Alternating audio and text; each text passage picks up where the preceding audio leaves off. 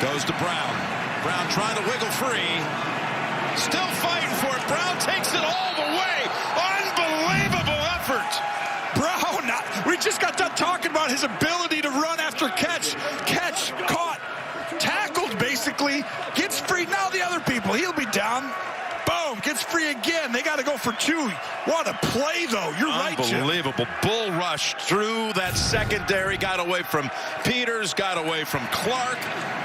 There's Clark not able to hold on. Peters tries, still fighting for it. He drags another defender, Queen with him, into the end zone. And that's one of the best plays of the whole season for Tennessee. Until you play against him, you don't realize